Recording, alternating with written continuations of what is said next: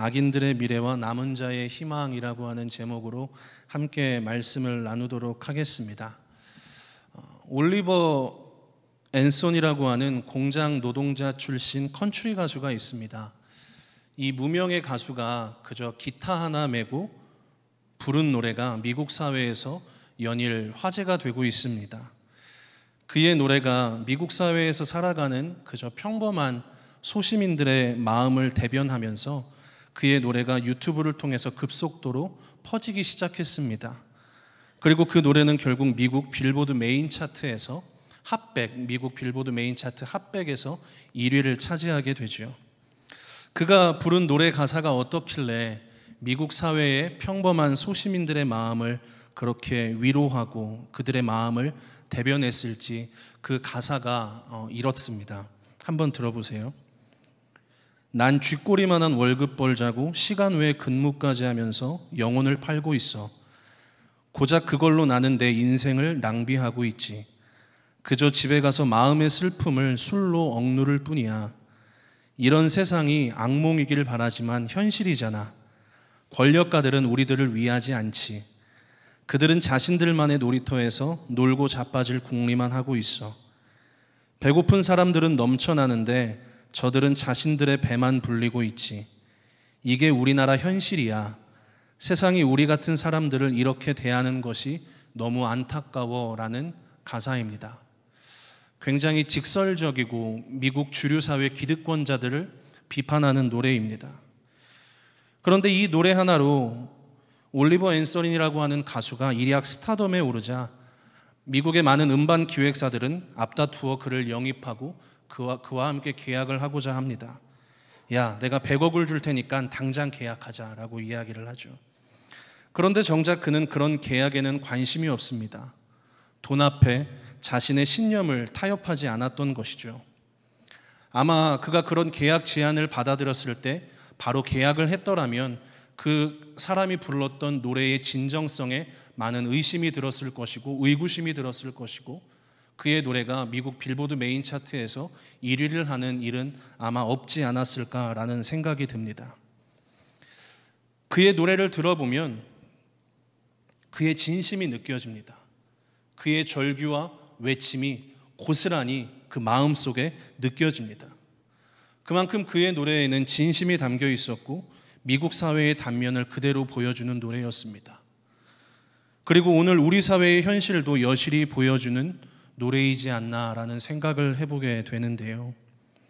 우리가 지난주부터 살펴보고 있는 미가 선지자는요, 모레셋이라고 하는 시골 출신의 선지자였습니다. 그저 변두리 지방에서 활동하는 예언자에 불과했죠. 그의 사역은 철저히 평범한 소시민들의 마음을 대변하는 사역을 했고 기득권 세력들에게 거침없이 사이다 발언을 하면서 독서를 퍼부어 대었습니다. 아마도 모르면 몰랐지 오늘 우리나라 현실에서 미가 선지자처럼 사역을 한다면 어떤 취급을 받았을지는 불보듯 뻔했을 정도로 그의 사역의 행보에는 거침이 없었습니다. 그리고 오늘 본문의 시작 역시 이스라엘의 신앙의 타락의 중심에는 지도자들이 있었다, 기득권자들이 있었다라고 거침없이 비판하고 있습니다. 오늘 본문 1절과 2절은 이렇게 기록을 하고 있습니다. 그들이 침상에서 죄를 꾀하며 악을 꾸미고 날이 밝으면 그 손에 힘이 있으므로 그것을 행하는 자는 화 있을진저 밭들을 탐하여 빼앗고 집들을 탐하여 차지하니 그들이 남자와 그의 집과 사람과 그의 산업을 강탈하도다.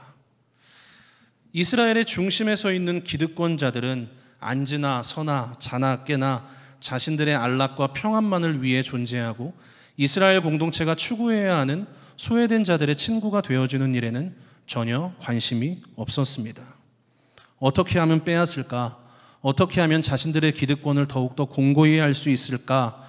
이러한 것들만 궁리했을 뿐입니다. 그들의 모습 속에는 선함이라고는 눈꼽만치도 찾아볼 수 없을 정도로 악한 모습을 그대로 그리고 있습니다. 개구리 올챙이적 생각하지 못한다라고 애굽에서 그들이 어떤 신분에 있었고 애굽에서 어떻게 구원받았고 어떻게 가나안 땅에 오게 되었는지 그들은 까마득하게 잊은 채 하나님의 땅 약속의 땅 가나안이라고 하는 곳에서 그들은 또 다른 애굽을 만들어버린 현실이었습니다. 그 결과 이스라엘 공동체의 평범한 소시민들이 그 피해를 고스란히 감내해야만 했고 그들의 절규와 아우성이 어떠했을지 짐작이 되지를 않습니다. 지난 미가서 1장에서 미가 선지자는 유다의 왕들 요담과 아하스와 히스기야 시대에 활동했다라는 기록을 살펴보았습니다. 그렇다면 오늘 본문 미가서 2장은 유다의 어느 왕이 나라를 통치하고 다스릴 때 이 메시지가 선포되었냐라는 것이죠. 아마도 아하스 통치 말년쯤이라고 보는 견해가 대다수 그 일반적 견해를 차지하고 있습니다. 그렇다면 이스라엘의 역사 속에서 아하스라고 하는 지도자, 아하스라고 하는 왕은 어떠한 왕으로서 평가되었을까요? 열왕기서 사가는 아하스를 평가하기를 이렇게 기록을 합니다. 유다 역사상 최악의 군주로 손꼽기도 했었는데요. 그를 평가하길 그는 다윗과 같지 아니하였다. 여호와께서 보시기에 정직하지 못했다. 그는 이방 사람의 가증한 일을 따라 자기 아들을 불 가운데로 지나가게 했다. 그는 다양한 우상 숭배의 문화를 받아들이며 제사하고 분향하였다라고 기록을 하고 있습니다. 그리고 열왕기 하를 살펴보면 그 아하스가 어떠한 지도자였는지를 자세하게 기록하고 있는데요. 아하스는 철저히 국제 정세를 살펴보면서 당시 강대국이었던 아수르의 빌부터 자신의 정권을 유지하려고 하였습니다. 아수르의 침공을 막기 위해 이스라엘 주변의 나라들이 서로 연대할 때 아하스만 홀로 아수르 편에 서기도 했습니다. 그저 힘 있는 나라의 라인을 타려는 인간적인 생각만 했던 것이 아하스의 모습이었습니다. 그것을 잘 보여주는 대목이 아람과 북이스라엘이 연대하여 남유다의 아하스를 침공하고 공격하고 치려합니다. 그때 아하스가 택한 방법이 무엇일까요? 그는 아수르 왕에게 사신을 보내서 읍소를 하게 됩니다. 그러면서 이렇게 이야기하죠. 아수르 왕이시여, 당신이 나의 구원자입니다. 나를 구원하소서라고 읍소를 하게 됩니다. 사실 이러한 처절한 외침은 아수르 왕에게 할 것이 아니라 하나님 앞에 해야만 하는 외침이었던 것입니다. 엄연히 남유다는 하나님을 왕으로 모시고 살아가는 나라였기 때문입니다. 아하스는 당신이 나의 구원자입니다라는 이 한마디로 하나님 나라의 주권을 아수르에 넘겨주었던 것이죠. 마치 친일파 이완용이가 신흥강국 일본과 손만 잡으면 그들이 조선의 근대화를 이루어 줄 것이다. 우리가 살 길은 일본과 합방하는 길뿐이다. 천황폐하 만세를 외쳤던 것과 똑같은 모습인 것이죠. 이처럼 아하스는 아수르에 기대면, 그리고 아수르의 편에 서면 저절로 강대국 반열에 오를 것이라고 생각했겠죠. 그렇지만 아수르는 유다의 국익을 눈꼽만치도 생각하지 않았습니다. 그저 그들은 자국의 이익만을 추구할 뿐이었습니다. 그런데 중요한 것은 남유다의 현실이 이러했다면, 정말이지 이런 답답한 실정이었다면 종교 지도자들이라면 정신을 차리고 왕이 나라를 잘 다스리는지 살펴보고 경계하고 조언을 아끼지 말았어야 하는데, 한때 진실한 증인이라 칭함을 받았던 대제사장 우리야마저도 권력의 시녀가 되어 아수르의 우상을 위한 제단을 만들고 제사를 드리고 분향을 했습니다. 대제사장 아마샤는 여호와는 빛이시다라는 뜻을 가지고 있습니다. 권력의 시녀가 된 대제사장 아마샤의 모습 속에는 여호와는 빛이라는 삶의 모습이 전혀 나타나 있지 않았던 것이죠. 그만큼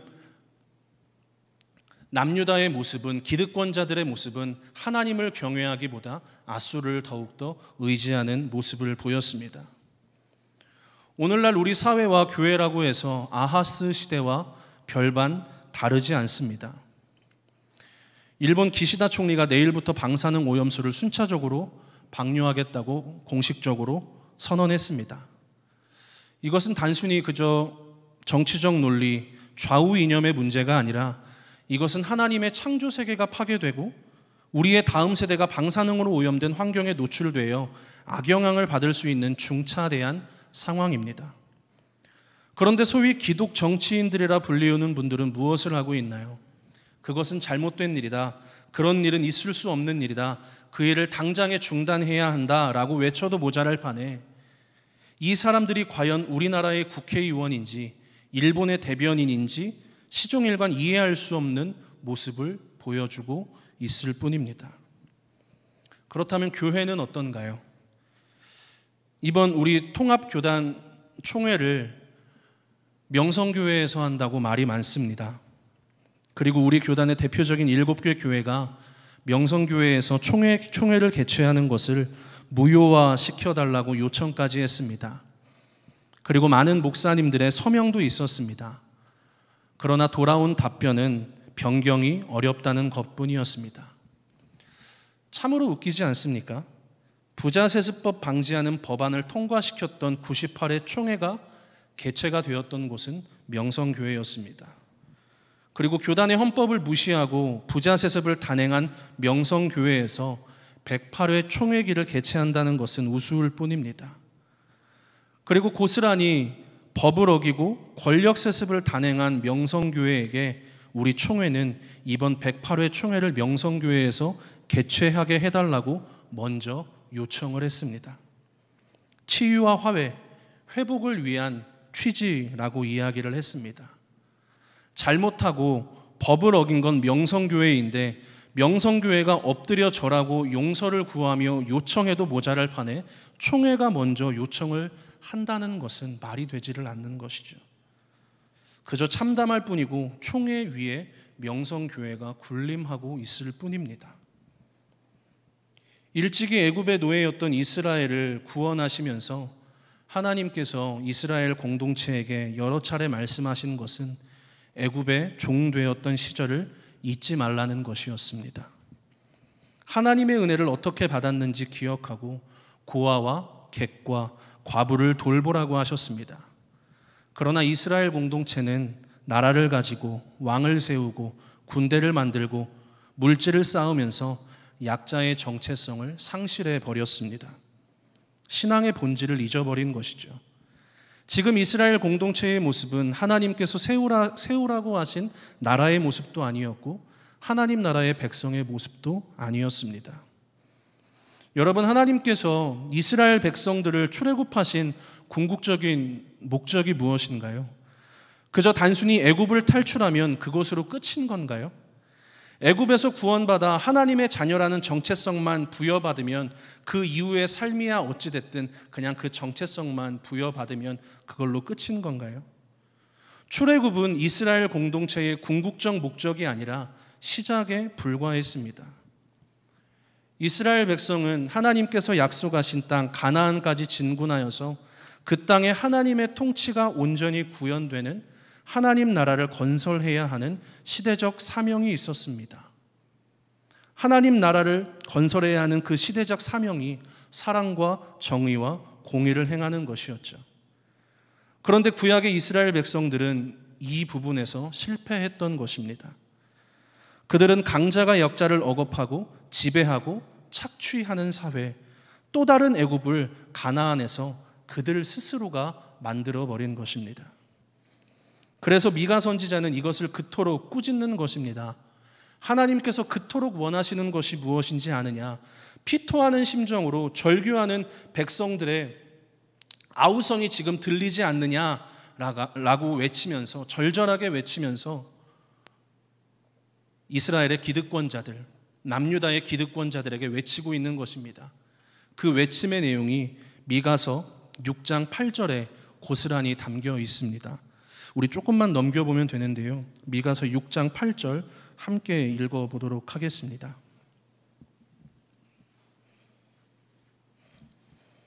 함께 읽겠습니다. 시작. 사람아, 주께서 선한 것이 무엇임을 내게 보이셨나니 여호와께서 내게 구하시는 것은 오직 정의를 행하며 인자를 사랑하며 겸손하게 내 하나님과 함께 행하는 것이 아니냐. 미가 선지자는 남유다의 기득권자들, 지도자들에게 절절하게 외쳤습니다. 하나님의 마음이, 하나님의 뜻이 어디에 있는 줄 아느냐? 지금 절규하고 부르짖는 백성들의 소리가 들리지 않느냐? 지금 우리가 나아가야 될 방향성이 바로 여기에 있다라는 것을 말씀하고 있는 것이죠. 미가 선지자가 활동했던 주전 8세기, 미가 선지자와 동시대에 활동했던 아모스, 호세야, 이사야 선지자가 외쳤던 그들의 주요 메시지를 미가가 압축해서 선포하고 있는 것입니다. 미가 선지자를 통해 우리가 배워야 하는 것, 깨달아야 하는 것이 무엇인가요? 미가 선지자는 실패한 이스라엘의 역사를 통해서 하나님의 뜻과 마음을 알고 현실을 직시하라고 소리치고 있는 것입니다. 단순히 정치 이야기를 하는 것이 아니라 오늘 교회의 현실을 봐라, 오늘 성도라고 하는 이들의 현실을 직시하라 라는 것이죠. 그리고 하나님께서 성도된 우리에게 원하시는 것은 무엇인지, 이 땅에서 우리가 어떻게 살아가야 할 것인지를 고민하며 누구를 의지하고 소망해야 하는지를 분별해야 한다는 것을 미가 선지자를 통하여서 우리에게 가르쳐 주고 있습니다. 이처럼 미가 선지자의 날선 비판과 하나님의 심판의 말씀에 계속되자 이스라엘의 기득권자들, 지도층들은 당장의 예언을 멈추라고 이야기를 합니다. 하나님께서 당신의 백성을 어찌 심판하시냐는 것이 그 이유였습니다. 그러니 그런 듣기 싫은 소리일랑 집어치우고 평안을 빌고 복을 빌어주고 잘 먹고 잘 사는 법이 무엇인지, 하나님의 응답을 받는 비결이 무엇인지나 이스라엘 공동체에게 가르쳐 주라는 것입니다. 그만큼 기득권자들이 이스라엘 공동체 사람들에게 가르쳐 주고 심어 주었던 신앙은 그들의 신앙이 그저 교회 안에만 국한된 신앙, 사회 문제에는 전혀 관심 없은 채 그저 교회 안에서만 신앙생활을 잘 하면 된다는 그러한 가르침을 기득권자들이 했던 것입니다. 교회 안에 국한된 신앙.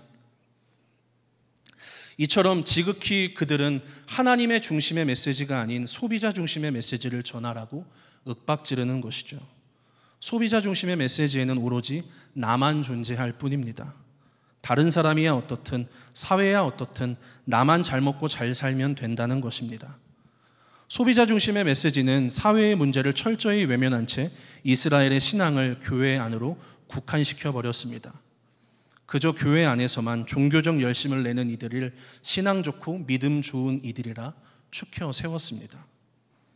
교회 안에 국한된 신앙, 제사 중심의 신앙은 사랑과 정의와 공의를 행하지 않습니다. 그저 자신들의 사리사욕을 채우기 일쑤였고 자신들의 탐욕을 비전으로 포장할 뿐이었습니다. 많은 종교의식은 있었지만 정작 이스라엘 공동체의 삶은 변화되지 않았습니다. 종교적 열심을 다하면 그것이 신앙이 좋은 것으로 추켜 세우며 더욱더 많은 제사를 드리게 만들었습니다. 그리고 더 많은 재물을 드리게 만들었습니다. 그리고 세상 속에서는 여전히 강자가 약자를 억압하는 문화가 고스란히 노출된 채 살아갔던 것이죠. 그 어떤 삶의 변화도 꿈꿀 수가 없었습니다. 요즘 대전에서 택시 노동자로 근무하신 분의 SNS에 올라오는 글을 자주 보곤 합니다.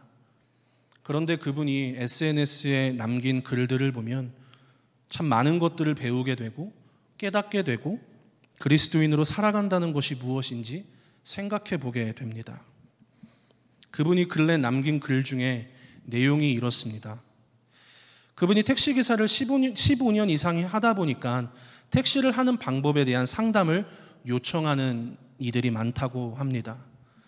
그런데 이분이 이러한 상담 요청을 받을 때마다 아이러니한 것은 택시 운행을 하면서 그렇게 성경에 대해서 말하고 예수님을 입에 달고 살아도 누구 하나 자신에게 복음이 뭔지 묻는 이가 없더라는 것입니다.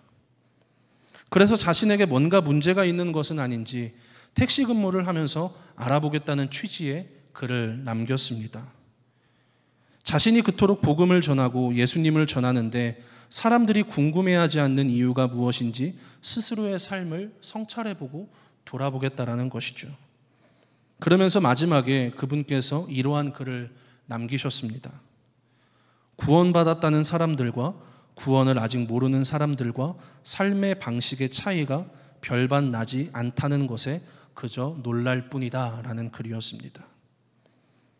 아무리 성경을 이야기하고 예수님을 입에 달고 살아도 사람들이 복음에 대해서 묻지 않는 건, 사람들이 복음에 관심이 없을 뿐더러 지금까지 복음을 전한 이들의 삶이 불신자들인 자신들의 삶과 별반 다르지 않은 모습에 이골이 나서 묻지 않는다는 것은 아닐까 생각을 해보게 되는 것이죠. 그런데 택시 운행을 하는 살아가시는 그분께서는 거기서 한 발 더 나아가서 자신의 신앙의 모습을 다시금 점검하고 계셨습니다. 나의 신앙의 모습이 잘못된 것은 아닌지 오늘 일을 하면서 알아보겠다라고 하는 것이죠. 세상은 우리에게 요구합니다. 너희가 믿는 바 그 신앙을 통해서 새롭게 달라진 너희들의 삶을 보여달라라는 것이죠. 예배를 많이 드리는 것 좋다. 설교를 많이 듣는 것도 좋다. 기도를 많이 하는 것도 좋다. 그런데 달라진 너희의 인격과 삶을 제발이지 좀 보여달라라고 이야기를 하는 것이죠. 가끔 문득 유튜브를 통해서 이런저런 목사님들의 설교를 들을 때도 있습니다. 아마 여기 계신 분들도 선호하는 목사님의 설교를 듣지 않을까라는 생각을 해보게 되는데요. 그냥 저의 모습을 미루어 짐작해서 살펴보면 내가 이분들의 설교를 들으면서 문득 그런 생각이 드는 겁니다. 도대체 내가 이 설교를 왜 듣고 있는 거지? 뭐 때문에 듣고 있는 거지? 은혜 받기 위함이라고 하는데 나의 삶은 전혀 달라지지 않는데 내가 과연 이것을 왜 계속 들어야 하나? 라는 질문이 끊임없이 생깁니다. 오늘 본문을 통해 우리가 배워야 하는 것은 우리가 세상에서 성공하는 자체가 하나님께 영광을 돌리는 일이 아님을 기억해야 한다는 것입니다. 외형적인 모습으로 하나님의 복과 은혜, 성공을 논할 수는 없습니다. 신앙인들에게 있어서 성공이라는 것은 내가 하나님께 얼마나 순종했는가, 내가 얼마나 하나님의 말씀의 영향력 아래 살아가고 있는가가 중요하다라는 것입니다. 이는 우리가 흠없이 거룩하고 완전한 존재가 되라는 것이 아닙니다. 그저 오늘 하루 나의 삶 속에서 말씀의 영향력 아래 살아가고자 하는 몸부림이 과연 오늘 나의 삶 속에 있는가라는 것입니다. 그런데 저도 알고 있습니다. 인생의 여정에서 하나님에 대한 신앙을 신실하게 붙잡고 살아가는 것은 정말이지 쉽지 않은 일입니다. 왜냐하면 세상은 우리에게 하나님의 백성다움으로 살아갈 수 있는 여유를 허락하지 않기 때문입니다. 신앙적 고민과 삶에 대한 수많은 생각과 질문을 할 여력이 없습니다. 그 수없이 많은 생각과 고민과 질문이 때로는 사치처럼 여겨지기 때문입니다. 오늘 지금 당장 눈앞에 해결해야 하는 문제들도 많이 있는데 삶에 대해, 신앙에 대해 고민할 여유가 우리에게 어디에 있겠냐라는 것이죠. 그럼에도 이 땅을 사는 동안 하나님 백성다움을 지켜낼 수 있는 가장 강력한 무기를 붙잡아야 된다고, 신앙의 본질이 무엇인지 알아야 한다고 미가 선지자는 강력하게 전하고 있는 것입니다. 하나님의 말씀과 함께하라. 하나님의 말씀 앞에 너희의 삶을 끊임없이 점검하라. 하나님의 말씀 앞에 너희의 삶을 돌아보고 질문해라. 그리고 행동해라. 이것이 광야와 같은 인생, 다람쥐 쳇바퀴 돌듯 반복되는 고단하고 힘겨운 여정을 무사히 통과할 수 있고 안전히 통과할 수 있다는 방법이라는 것을 미가 선지자는 가르쳐 줍니다. 그리고 남은 자의 희망이 바로 말씀이라는 무기를 붙들고 살아가는 이들을 통해 세상의 변화가, 내가 발 딛고 서 있는 바로 이 자리가 변화가 시작된다라는 것을 가르쳐 주는 것이죠. 그래서 하나님께서 약속하시는 것이 무엇인가요? 치열한 삶의 현장에서 말씀대로 사는 것이 버겁지만 그럼에도 말씀 붙들고 살아가라는 남은 자들을 이끌고 하나님께서 선두에 서셔서 함께 하시겠다 약속하시는 것입니다. 그래서 유다와 이스라엘을 향한 미가 선지자의 심판의 메시지가 결코 심판의 메시지가 아닌 마음을 돌이키고 다시 하나님 앞으로 아버지의 품으로 돌아오라는 끊임없는 외침인 것입니다. 정말이지 우리가 알아야 하는 것은 하나님의 심판에서 가장 무서운 것은 끊임없이 심판하시겠다는 말씀이 아닙니다. 정말이지 무서운 것은 하나님의 침묵입니다. 신경 쓰지 않겠다는, 상관하지 않겠다는 침묵입니다. 제가 어릴 때 어머니를 정말이지 무서워했습니다. 대들기도 많이 대들었고요. 어머니 가슴에 비수를 꽂아대는 말들을 거침없이 쏟아냈던 철없던 시절도 있었습니다. 그런데도 어머니가 가장 무서웠습니다. 그리고 정말이지 어머니가 가장 무서울 때는 눈길 한번 주시지 않고 아무 말씀하시지 않고 침묵하실 때였습니다. 하나님이 정말로 이스라엘을 심판하길 원하셨다면 어떠한 메시지도 선포하지 않으셨을 것입니다. 그저 침묵으로 일관하셨을 것입니다. 그리고 지켜보셨겠죠. 그런데 오늘 본문은 하나님의 심판 뒤에 회복이 약속되어 있다는 것입니다. 희망을 말할 수 없는 현실 속에서, 도무지 답이 보이지 않는 현실 속에서 우리가 붙잡아야 되는 말씀이 오늘 본문 12절과 13절입니다. 오늘 본문 12절과 13절 한 목소리로 읽어보도록 하겠습니다. 시작. 야곱아, 내가 반드시 너희 무리를 다 모으며 내가 반드시 이스라엘의 남은 자를 모으고 그들을 한 처소에 두기를 보스라의 양떼같이 하며 초장의 양떼같이 하리니 사람들이 크게 떠들 것이며 길을 여는 자가 그들 앞에 올라가고 그들은 길을 열어 성문에 이르러서는 그리로 나갈 것이며 그들의 왕이 앞서가며 여호와께서는 선두로 가시리라. 아멘. 뭐라고 말씀하고 계신가요? 남은 자를 모으겠다고 하십니다. 길을 여는 자가 앞서가겠다라고 말씀하십니다. 그리고 마지막으로 여호와께서 선두로 가시겠다 말씀하십니다. 마치 너는 나를 따르라 말씀하신 예수님의 말씀을 떠올리게 합니다. 이러한 메시지를 들었음에도 결국 미가 선지자의 외침은 묵사발되고 말았습니다. 남유다와 북이스라엘은 끝내 그 하나님의 메시지를 외면했습니다. 그래서 우리가 잘 알고 있다시피 북이스라엘은 아수르에 의해, 남유다는 바벨론에 의해 멸망하게 되었습니다. 하나님의 약속의 말씀이 성취되지 않은 것 같습니다. 그런데 이 말씀이 언제 어떻게 회복되기 시작하냐면요, 궁극적으로는 예수 그리스도의 십자가와 부활을 통해 성취되는 것이지만 철저히 구약의 역사 속에서 보면 이 하나님의 약속의 말씀이 바벨론 포로 시기에 이 말씀이 성취되기 시작한다는 것입니다. 남유다, 즉 이스라엘 백성들이 바벨론의 포로로 끌려갔을 때 신앙적 각성이 공동체 가운데 일어나기 시작합니다. 그것이 뭐냐면요, 처음에 이스라엘 백성들이 바벨론의 포로로 끌려갔을 때 하나님의 부재에 대한 원망이 심했습니다. 하나님의 선민인 우리가 어떻게 이렇게 비참한 꼴로 전락할 수밖에 없지? 하나님 살아계신 거 맞느냐며 탄식과 원망과 자조 섞인 말들이 난무했습니다. 그들의 삶의 모습을 점검하지 못한 채 하나님을 탓하고 원망하는 그들의 신앙의 모습이 여실히 바벨론 포로 시기에 드러났던 것이죠. 그런데 시간이 지나면 지날수록 이스라엘 백성들이 깨달은 것이 하나님이 우리를 버리신 것이 아니라 우리가 먼저 하나님을 저버렸다는 것을 깨닫기 시작합니다. 그리고 자신들이 먼저 하나님과의 언약을 저버렸기 때문에 하나님께서 자신들에게 회개의 시간을 주신 것으로 이해하기 시작했다라는 것이죠. 그래서 그들은 다시 하나님께 온전히 순종하기 위하여서 파편적으로 존재했던 율법을 수집하기 시작합니다. 율법을 수집해서 우리가 알고 있는 모세오경을 완성하게 되었고요. 그리고 하나님의 말씀을 이스라엘 백성에게 열심히 가르치기 시작했습니다. 그래서 바벨론 포로기 때 율법을 열심히 공부하는 유대교가 탄생하게 된 것이죠.